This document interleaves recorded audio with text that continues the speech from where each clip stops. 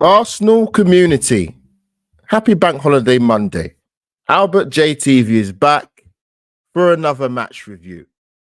Big game in town, late afternoon in the Northwest. Man City nil, Arsenal nil. Plenty to discuss, but we will be back straight after the Albert JTV. Customary intro. See you soon, people. Arsenal community, you are locked into Albert JTV. Subscribe to my channel and hit that notification bell. Declan Rice's performance in that quarterfinal against France was elite level. Fantastic move, personally. It kind of caught myself and probably Arsenal fans a bit left field in terms of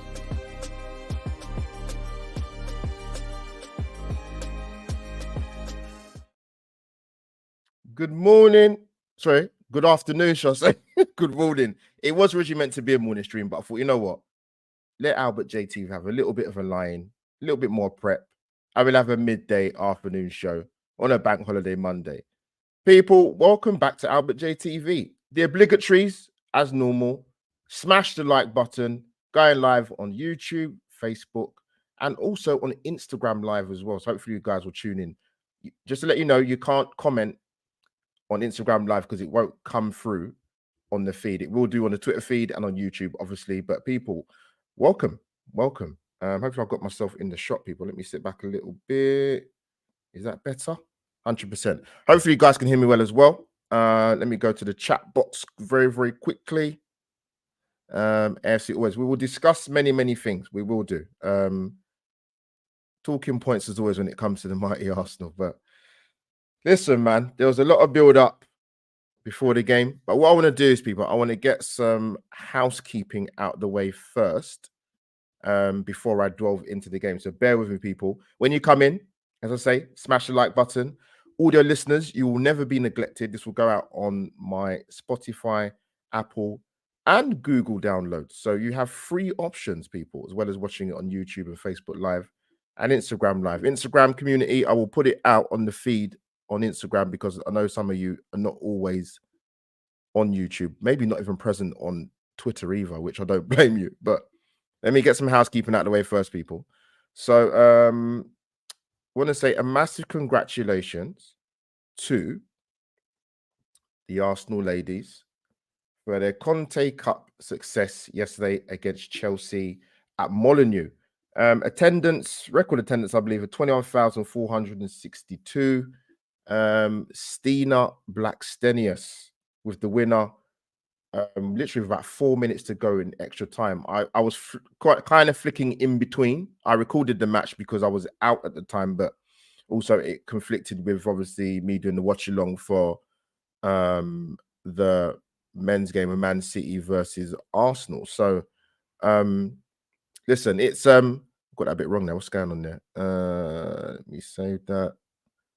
Here we go. We'll get that. There you go. People, Twitter and Instagram handles going along the bottom of the screen. Yeah, big win. There's been a lot of question marks about Jonas Eidevall, which I'll touch on in a minute. But stats wise, it's pretty similar. Possession wise, 50-50 in terms of 50% each. Arsenal 13 shots to Chelsea's 15. Arsenal 6 shots on target with Chelsea's 3 shots on target. Realistically, I think at the stage of the season now for the ladies in the WSL for Arsenal, this was the only trophy they can win. Obviously, not being in the Champions League at the start of the season, and obviously the way the league title push has gone this season thus far. Where has it gone now? So, yeah, it was the talking point, man. Obviously, the stuff with Jonas and Emma Hayes. I think with that, and it goes back to Jonas's first season at Arsenal, where we beat Chelsea at the Emirates, and he. Some people have that thing about them where they wind up opposition managers, and you know the knee sliding and the Emirates, and it really got on Emma Hayes' wick, and I think it's been a running battle since then with those two. Obviously, you saw the physical altercation, which is not great to see. And as Arsenal fans, whether you like Jonas or not, or people watching a game of football, you don't want to be seeing that, because if the shoe was on the other foot and that had been Jonas doing that to Emma Hayes, he would have been dragged through the hot coals, man, because you just can't do that. And I think also as well, just to touch on some of the language that's been used, we had it earlier in the season where I think the Man City ladies manager, is it Gareth Taylor, made a comment about Jonas Iderville, calling him a bullying. I heard. Obviously, Emma Hayes made a particular comment about male aggression, and words count for something, man. Like, you can get labeled with certain things when words are used against you, and we have to be careful, man. Because I think Jonas Iderville, when Gareth Taylor made the comments about him earlier in the season, used the words slander. So not great to see, man. But sort of watching the footage and seeing what had occurred between Jonas Iderville and the Chelsea player Erin Cuthbert, it looked like to me Erin Cuthbert was more the aggressor than it was the other way around. But also, just want to also mention there was a bit of a incident at the game yesterday with Arsenal ladies player Frida Marnham.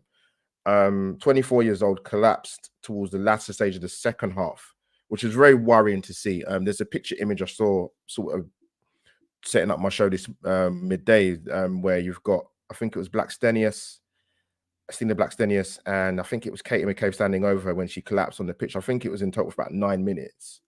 And you saw sort of the pictures of the Arsenal fans behind the goal, sort of putting their hands over their faces and mouths, because it was quite worrying to see that. I've not seen anything like it, a football match. I hope I don't see it. Apparently she was stable condition, but I learned sort of earlier today that she did actually go back with the Arsenal team on the team bus. So that's really, really good news, man. Because a worrying thing to see, and her health is more paramount than anything else. So the fact she's able to go back on the team coach for the rest of the Arsenal players was a positive. The medical team will monitor her and get well soon, Frida. Yeah, worrying scene just there. But Arsenal, yeah, very important to get a cup competition, because that's Jonas. That's 2 trophies in 3 seasons. I still think the pressure's personally there. I think for the attacking players Arsenal have got, he's not done enough of them. It's that simple. To be behind Chelsea ladies in terms of goals scored this season by such a big significant margin is not good enough. I think they're 9 points behind City and 6 points behind Chelsea with not many games to go. They're not going to win the league. I thought that for a few weeks anyway, but I think there's still major question marks about Iderville personally. But when I come on something else, I'll come to the comments quickly, people. Who's in the chat? AFC always, Doug, my Liverpool guy. I'm sure you're probably happy right now at the moment, top of the league. It is exciting. We'll touch on the opposite word of excitement when sort of reflecting Arsenal's performances yesterday. Nothing surprises me anymore, man. Nothing surprises me anymore. I'll come back to that quickly.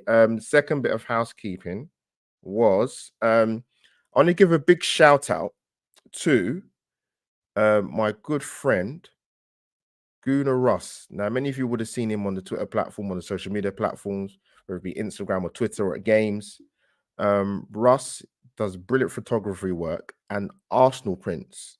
It's to my, as you look at the screen, it will be to my, oh God, it's to my left, but as you guys watch it, it might look at your right. So in between my head and the Arsenal shirt, Russ sent me an amazing print. Absolutely love it. So people, I've put Russ's details in terms of his email contact and also his Instagram page as well. So you just click on that and it should take you straight to it. But if you're interested, people, which you should be, I'll get some pictures up on screen right now as we speak. There is my brilliant print in wearing my Arsenal shirt proudly. I received it on Saturday afternoon. Brilliant size as well. Fits beautifully in my front room. And there's another digital print there from Russ as well, with the Emirates signage in the back and the cannon with the blue smoke. I'm going to get another image on screen as we speak now. There you go, Russell's handiwork, and he's done the right thing. He's put the old copyright. Go on, Russ. So yeah, Russ, quality prints. The pictures actually don't do it justice. So I encourage you people to check out Gunnar Russ. Like I said, his Instagram page and his email contact are in the bio below. Great pieces of work. I'm gonna got one more picture, I think, and you definitely tell the difference between the sort of just the finer details. But let me get the other picture up on screen. It is there. I think my design's a little bit different from um the ones that are shown on the screen, apart from the one when I'm holding the picture. But yeah, Russ, great work, my friend. Keep up the amazing work. And people, like I said, I will probably clip this out and put it on my socials. Um, so Russ can retire, probably escape UK, go and live in Marbella, all that money he's making from his prints he's selling. But Russ, keep up the great work, man. Talented stuff you're doing, man. And really appreciate the print you sent me. Lots of love, man. Pass my regards to the wife and obviously amazing Lucy as well. But people, check it out, man. Do check it out. And I might give a quick reminder at the end of the show as well. So yeah, people, let's get into the talking points of yesterday. Now, as you will see, there's no surprise that I have two stalwarts pictured in my overlay, which we'll come into. But yeah, big game yesterday, man. There was a lot of build up to the game prior to the game. I've been very open about my thoughts about the game yesterday going into it. For Arsenal to win the league, beating City for me, not had to happen, but I thought for Arsenal to win the league or to have a cement their title push further to go and beat City the Etihad.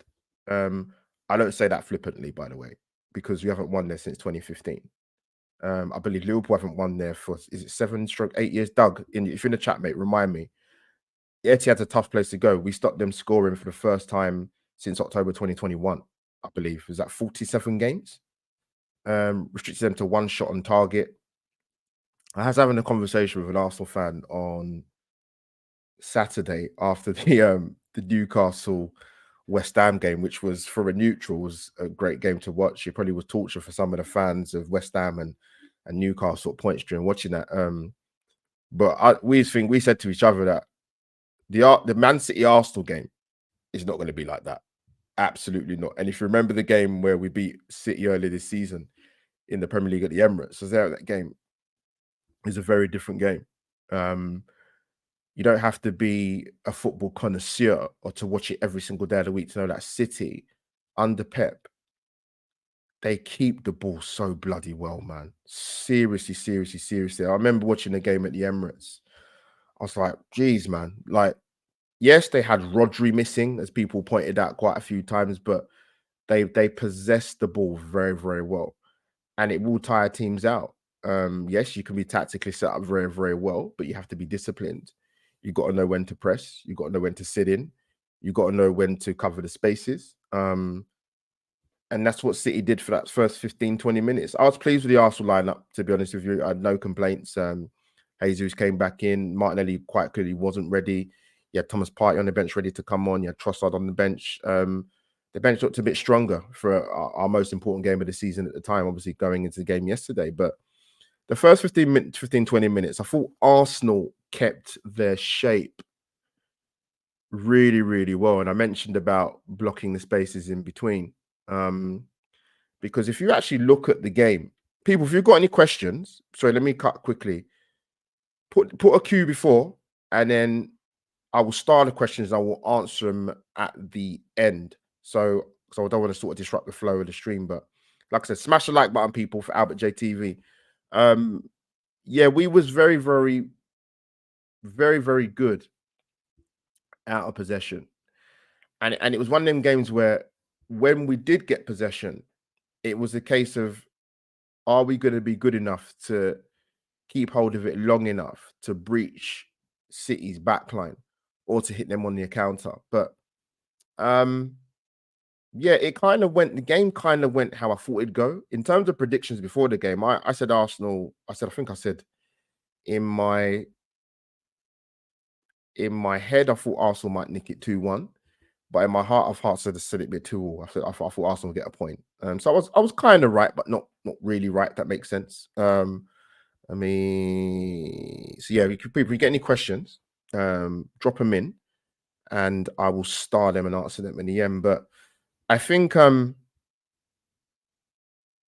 I knew it'd be tough. Listen, like I said, we ain't gone there and won for such a long time, man. But we saw the stats sort of flying around, I think a week before the game, in terms of Arsenal's record against the Big Six since I had the thing in my head as well. It's gone. I think we're only behind City. We've got the best record in terms of games. Maybe our waveform's not. We haven't picked up many. Our results at Chelsea away have been good in recent years. Obviously, getting the W away at Tottenham last season. But in terms of going to the Etihad, OT, and Anfield, we're getting better. We just need to get the wins, man. That's what I want. But yeah, if you look at the game, like I said, City didn't really work David Raya that many times.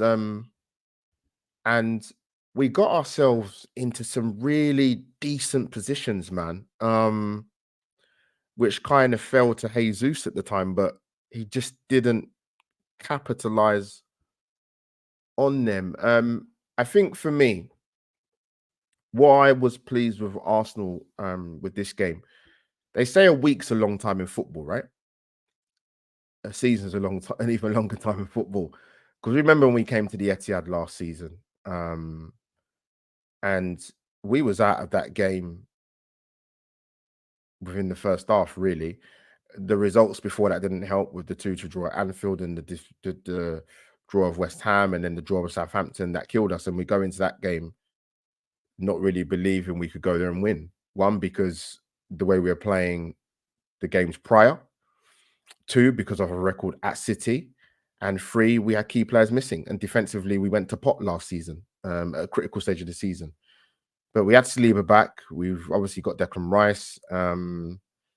We've got, I think I've said it before. This is nothing new. This is not knee jerk. We've got the best centre back pairing in Europe, in my humble opinion.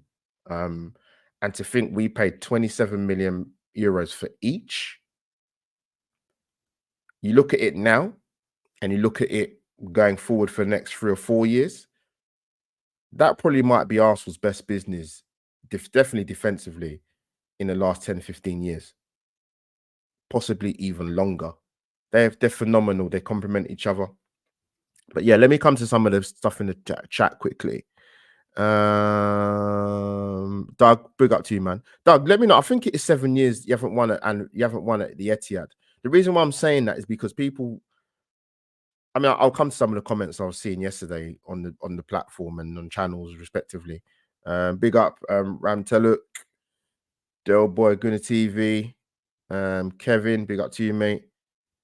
And so Saliba, the better defender, and Gabriel got the better experience. Good combination. Kevin Mark, I'll take a draw, but it's sad they can't win every week, win even at their weakest. They didn't beat any top 6 clubs, and for us to go so defensive raises eyebrows when Chelsea scored 5 goals in 2 matches.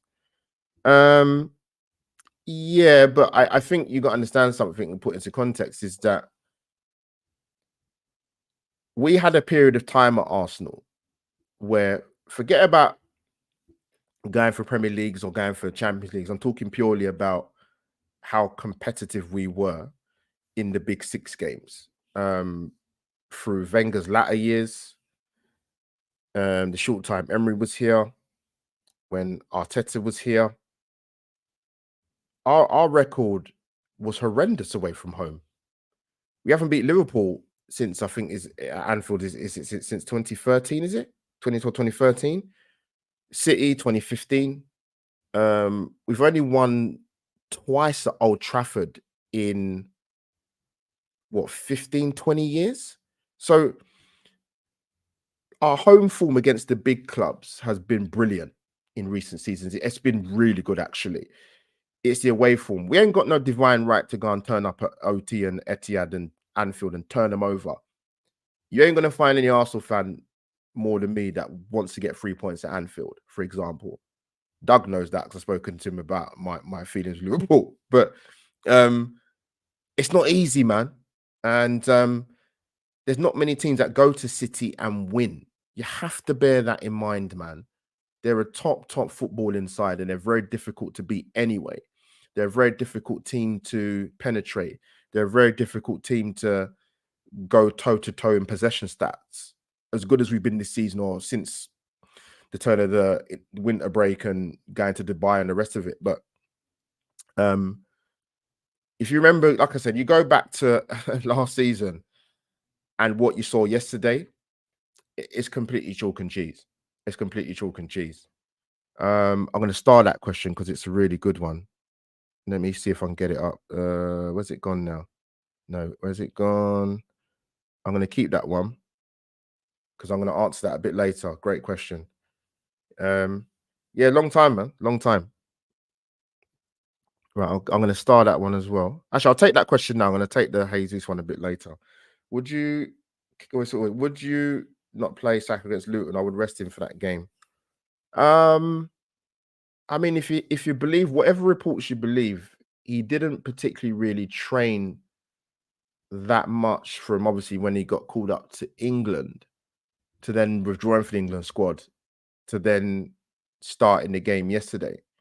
So it's been a bit of a gap in between. Well, we've got Luton on Wednesday, haven't we? So we've got another 2 more days. It depends. And the thing with Saka, you know this already, AFC always, and the people in the chat watching this now or when they watch it back, is Mikel plays him. Mikel will play him, even if he's not playing well. And I'll give you an example, and it leads on to the question about Jesus, which I'll come on to, is that even when Saka doesn't play well, he can affect the game, and that's why he plays week in, week out.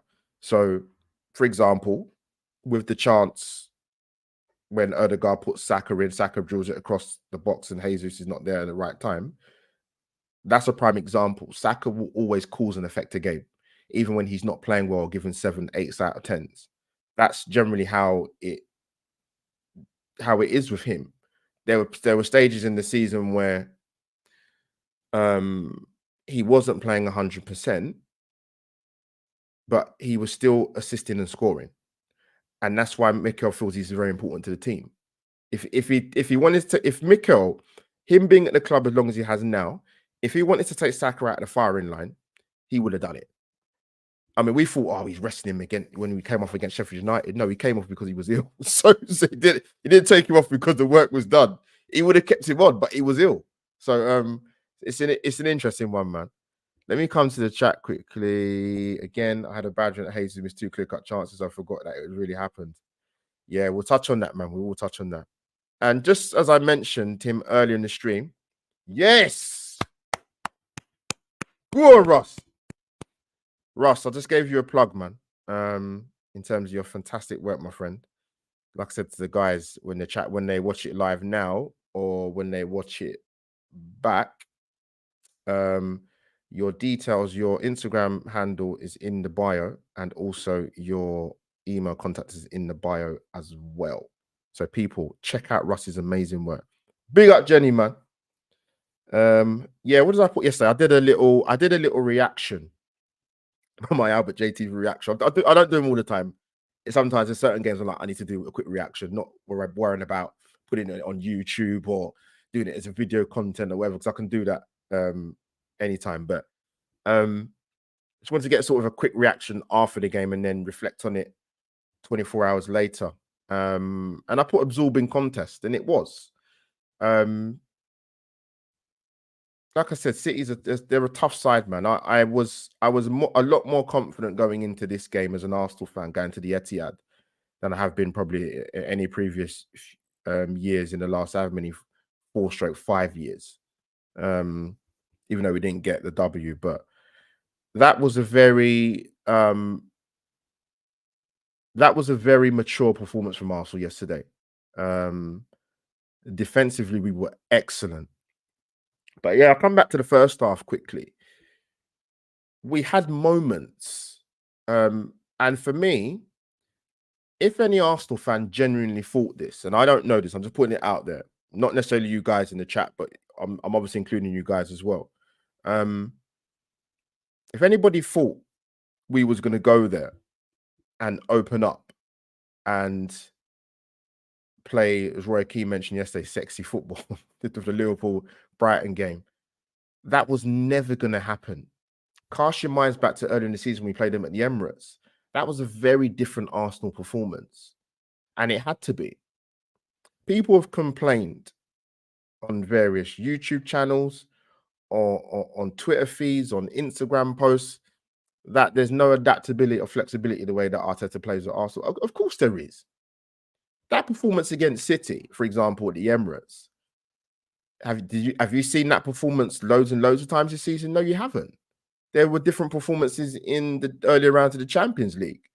There was a very different performance against Porto, more so in the second leg, where we're going to have to learn to be a lot more street smart, a lot more savvy against the dark arts and coming up against teams that are very experienced in the Champions League.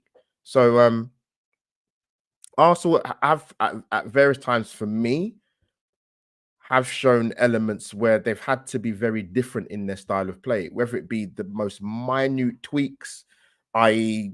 Havertz playing as a false nine or a main nine, and then dropping back into midfield to give us extra bodies in terms of not being easy to get past or to get through.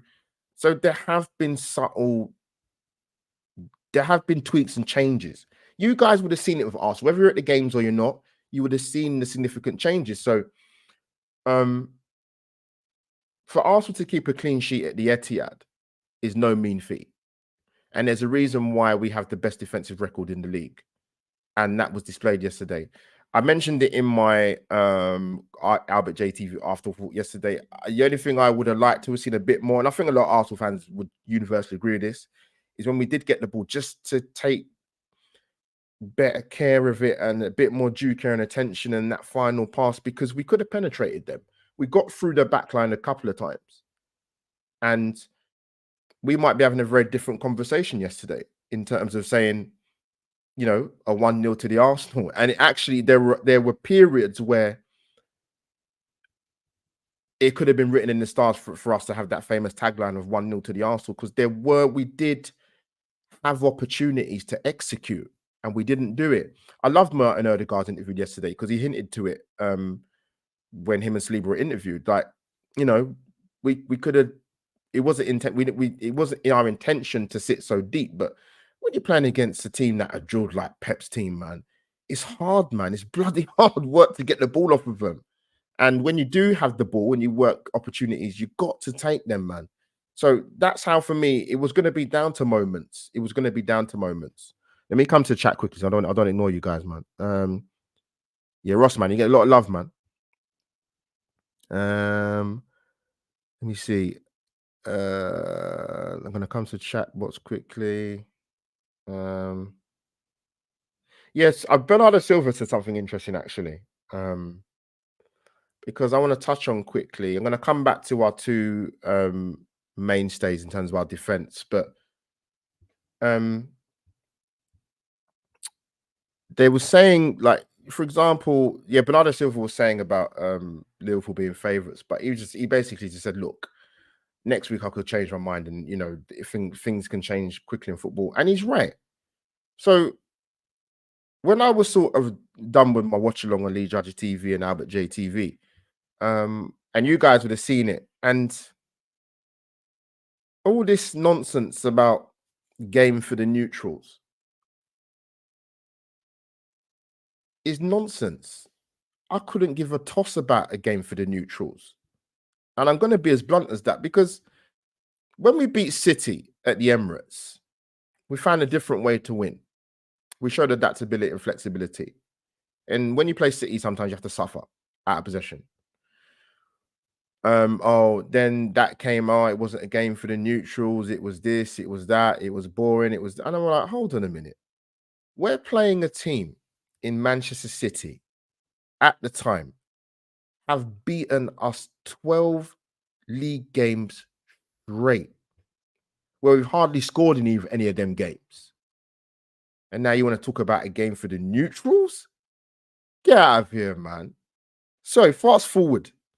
I've seen some of the stuff on the socials. Even some of our own fan base complaining and moaning, and people might say, oh yeah, but football fans moan all the time. No, they don't. no, they don't. Listen, we have 9 Premier League games of the season left, right? We're in the quarterfinals of the Champions League.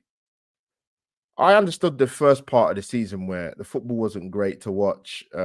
We were kind of edging over games. We weren't creating a lot of chances. We're probably still about, in terms of chances created in the Premier League, we're probably still about maybe top 6, 7. Probably have to double check. We was like 5th last time. Because even like teams like Tottenham and Newcastle had more chances created than us. But I understand the grumbles at sort of the first parts of the season. You've got 9 games left, man. And as Arsenal fans, you're still finding a way to complain and moan. I don't know what to say really anymore. I mean, I'll give you an example when we beat Porto. And I was browsing through YouTube, for example, which I do sometimes, but I want to see what people are saying. And I saw some Arsenal podcasts. I'm going to be honest with you. You would have thought Arsenal had lost against Porto the way they're acting. It's like, and this is like about 20, 30 minutes after the game. And you're like, I don't get this. You know, what do you want? Jenny's put in the chat. I'm looking at I'm quickly looking at the. I think no, Russ is put in the chat. Like, we spent many years, right, not competing for a league title. We spent many seasons not even being in the top European competition. And then you fast forward 7 years, and you got Arsenal fans moaning that we only beat Porto on penalties, and you're like, we're playing against a seasoned team in Champions League football in Porto, and we've been out of the higher echelons of top European football for 7 years. I made the analogy on Dan's channel, Potsy channel. Said it's like getting a new job somewhere and expected to compete with somebody that's been there in the job for 7 years and to outperform them. That rarely is going to happen. It actually probably never going to happen.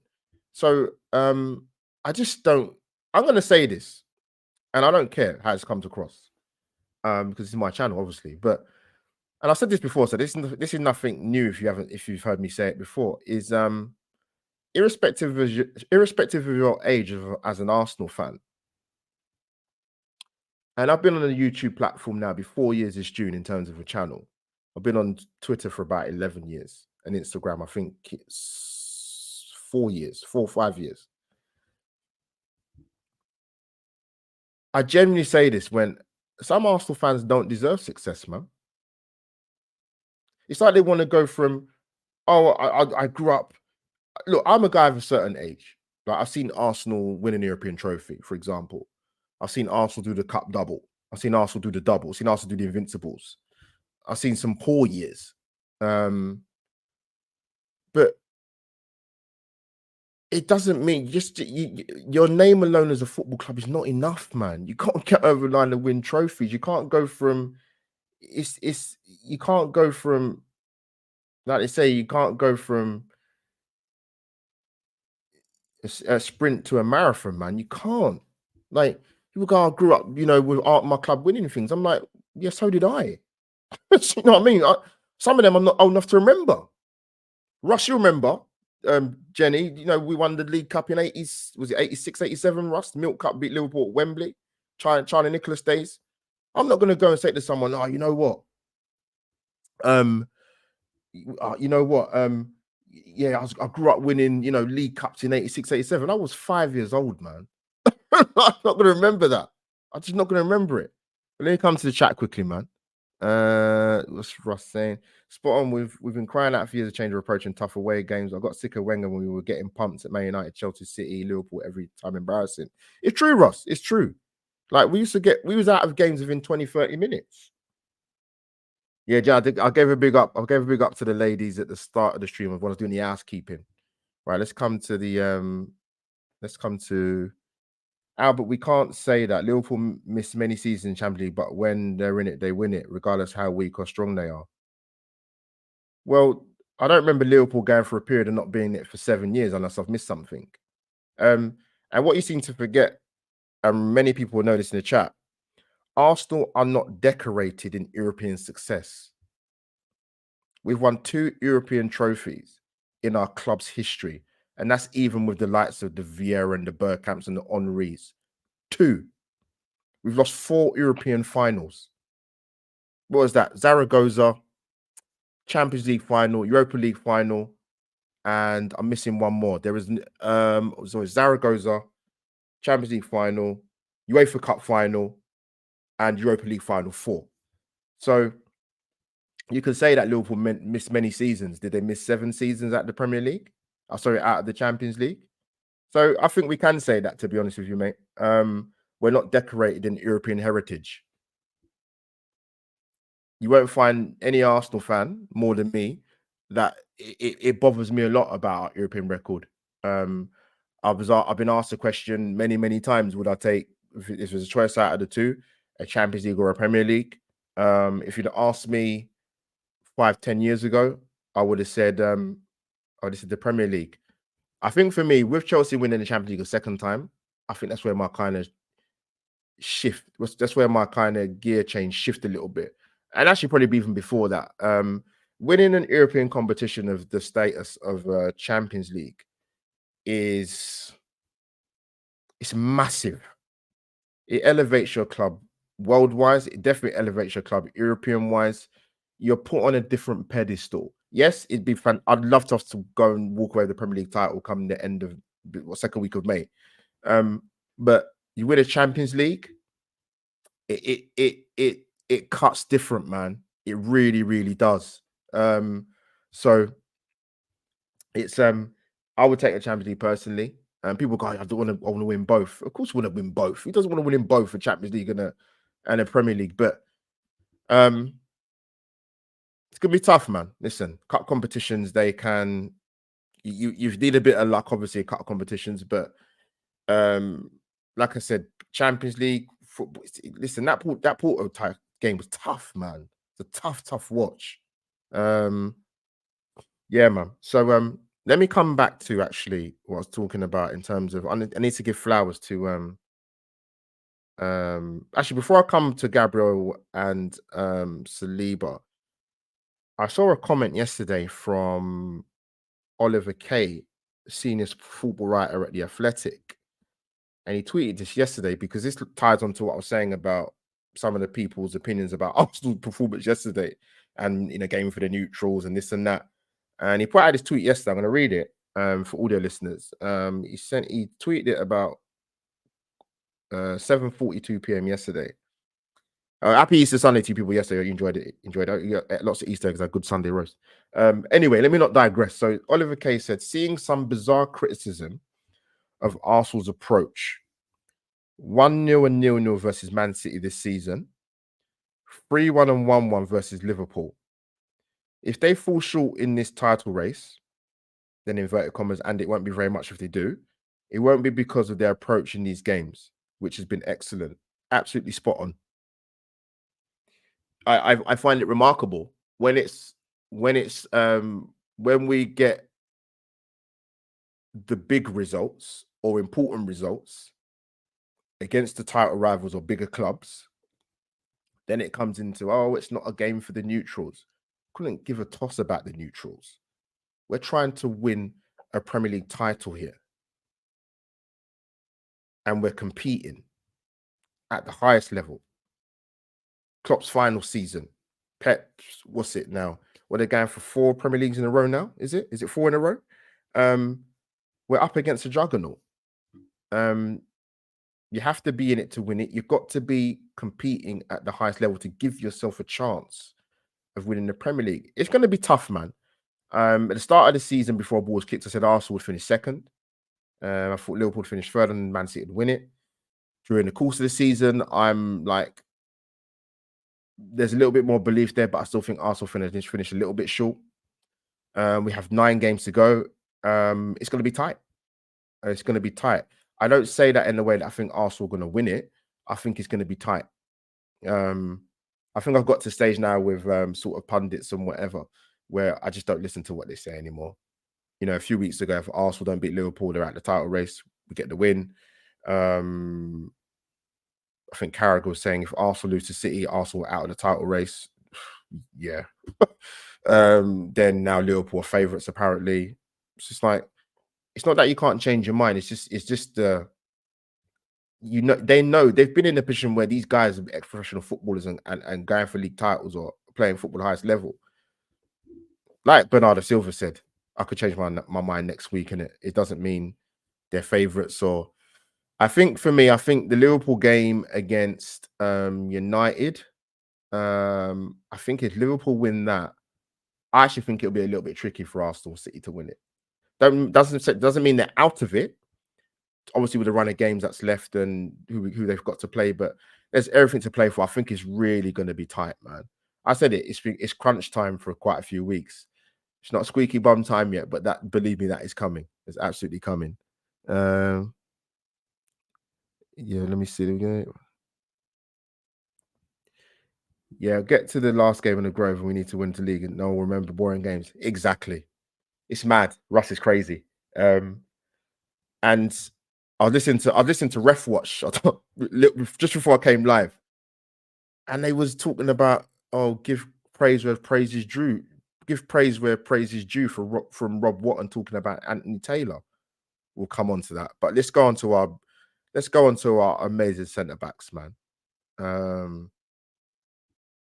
Listen, for you guys that were fortunate enough to remember George Graham's time at Arsenal, yeah, his team were built on solid defenses and backlines and two banks of four. And what Arsenal needed to be yesterday, as well as we talk about the offensive side of it, is they needed to be resolute, they needed to be patient. And defensively, we were colossal yesterday. We were absolutely brilliant. And that is not an exaggeration. Gabriel and Saliba had their first season together last season. Saw promising signs there. They've had another season to bed in, and they've been absolutely tremendous. And bear in mind, Gabriel didn't start the season. Was on the bench. Talk about him leaving potentially, and reading in between the lines that maybe something's happened to him and Mikel Arteta. I don't know what's going on there, to be honest with you. But his aggressive approach to defending, combined with the calmness and skill set of Saliba, is absolutely frightening, and it is brilliant to see. I thought they both were brilliant against Haaland at different times physically. He didn't get a sniff.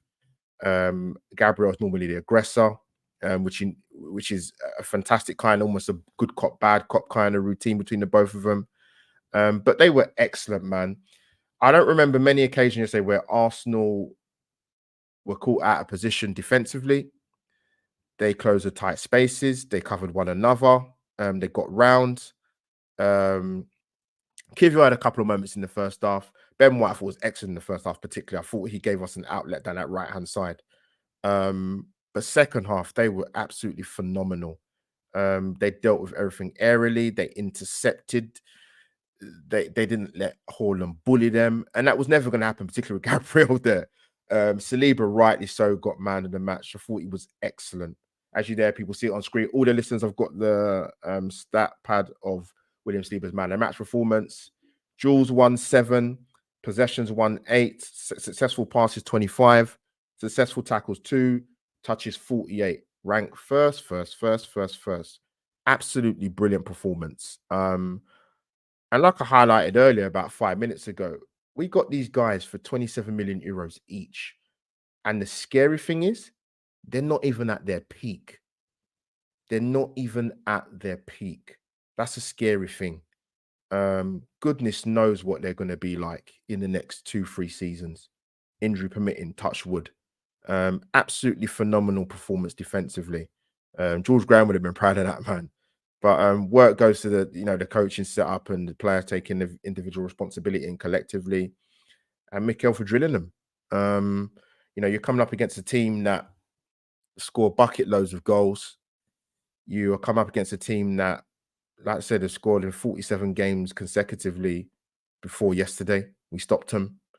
I'm so glad we've got them as defensive. And you know what it is? It gives our defensive unit, I would say the last 2 years, they've given us a little bit more confidence to get our teeth into and think, you know what, we've got a defense that we can trust. And we definitely should feel that this season. and then going into next season, season after. And the more games David Raya plays, he'll have a confident defense in front of him, and the defense will have a confident goalkeeper behind them. I hope he changed his boots at half time because he kept slipping over all over the place. David Raya, some of the players did as well. But yeah, defensively we're absolutely phenomenal, and they deserve their flowers 100%, absolutely. But yeah, Anthony Taylor's second half, I thought he was awful. I thought he's absolutely awful. I understand the premises of letting the game flow, particularly when you have two titans going at it and or a big game of football. Every bit of physical contact, majority of the free kicks went to City. I wasn't going blind. I know what I was watching, and I was like, no, come on, man. And like I said, he was getting praised this morning on Ref Watch. Anthony Taylor was getting praised. I actually thought in the first half he wasn't too bad, in my own personal opinion. Second half, I thought he was poor. I thought he generally was poor. You know, we were getting free kicks against us for the most minimal contact, or where free kicks where we should have got them, but he gave them to City. You know, the yellow card for Jesus. He got praised for not giving the yellow card until like the 65th, 68th minute or whenever it was. I'm like, wow, if we're really giving them praise for that, then we have got problems, man. I'll tell you that. I'll tell you that now. But yeah, listen, Gabriel and Saliba, absolutely colossal performance yesterday. Absolutely fantastic. There's one more thing I wanted to say. The question that was asked at the beginning. Thank you. I just remembered it. Where's it gone? Where's it gone? Let me see. I'll start the question. I want to get you guys' thoughts, but Kevin's marked this. Going to get this up on screen. Right. So, this is my own personal opinion. I had this conversation with a few people, and I've had it in my group chat that I'm in, that I'm admin for. And you hear the term fine margin spoken about a lot. The question's been asked by Kevin. Would you sell Jesus in the summer? What I will say is that question is to answer your question straight away. The injuries haven't helped, and the issue is it's the same knee. So he's still to me, he looks a little bit still ring rusty. Firstly, the injury thing is a massive concern. I think you would only sell him if you bought in a marquee signing. When I say marquee, I mean a striker. That's what I mean. But I wouldn't sell him. But what I want to see Arsenal do is, people already know the striker I want Arsenal to bring in. Because I think he'd be perfect for Arsenal, and that's Victor Gyökeres. I made that very, very clear. That's nothing against Ivan Toney, by the way. It's nothing against Ollie Watkins. It's just my own personal choice. The thing with Jesus is he can play either position in the front three. But for me, if that's going to happen, then you need to bring in a Victor Gyökeres. Because then people talk about Saka playing too many games, then he wouldn't have to play too many games when you got Jesus there. But then the conundrum you've got is, and it's a good conundrum, by the way, if you're going to play Havertz, you've seen where his best position is. So if you're going to bring in a striker, for example, a Toney, for example, or a Watkins or a Victor Gyökeres, I'll chuck in Osherman just for the sake of just saying another striker's name as an option. But it'd be a good problem to have. But then that's down to Mikel. That's about his management, and it's about the recruitment, as Rush touched on in the chat. I wouldn't sell him personally. But listen, football can change very, very quickly. Like I said, I made it very clear the striker I want at Arsenal. I want Victor Gyökeres at Arsenal. I think he'd fit in perfectly. And actually, I would have Victor Gyökeres personally as the main man. But again, with him, he can play across the front three. From his time at Coventry and his time at Sporting Lisbon, and obviously the international caps he's had for Sweden. But Jesus, I think my issue yesterday was, I want to say this before I sort of wrap up. People talk about football being fine margins. And when we had the run where we scored the 31 goals in 7 games, Arsenal fans are putting the questions out there saying, do we need a striker? Yes, we do. When I look at key moments, that chance in the second half yesterday for Arsenal, when Erdegaard puts Saka through, Saka puts it across the box. I've watched it purposely about 4 or 5 times. A top striker in that position gets across his front man, whoever the defender is, and you put Arsenal 1-0 up, or you put your team 1-0 up. Facts. 100% facts. Because he made the initial run to get in front of Akanji, then he's pulled off. But the problem is you've pulled off, but the cross has already gone in.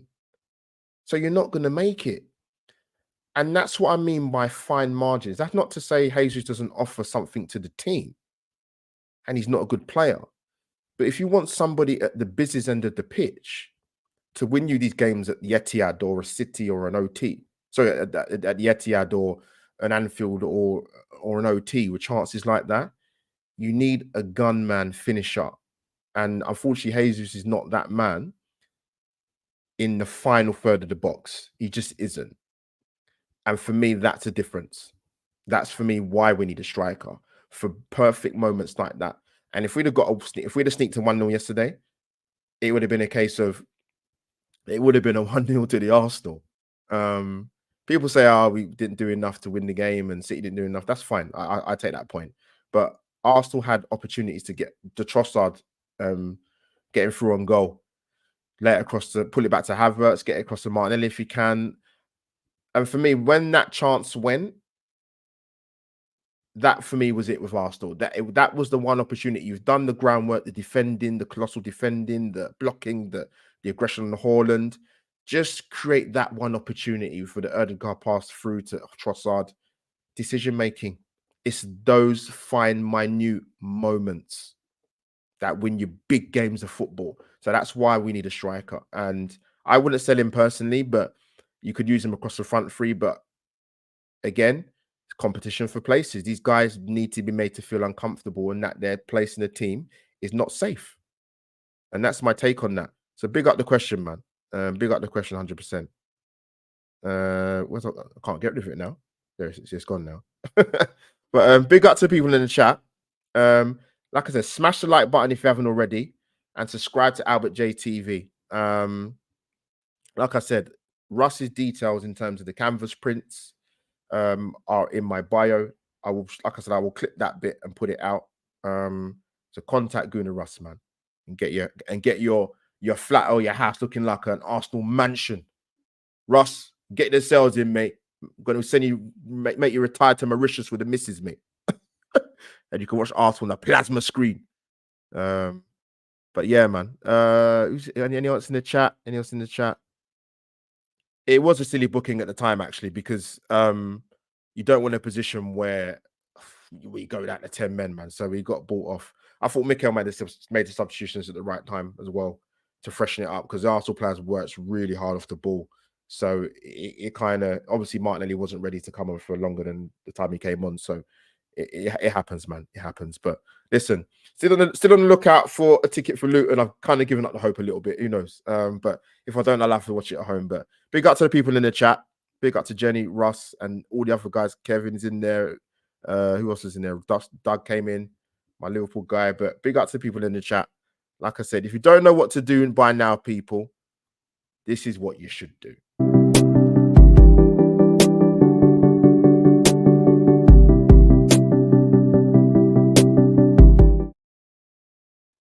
There you have it, people. Thanks for watching. Subscribe, like, share, and obliterate the like button. Albert JTV over and out for a match review.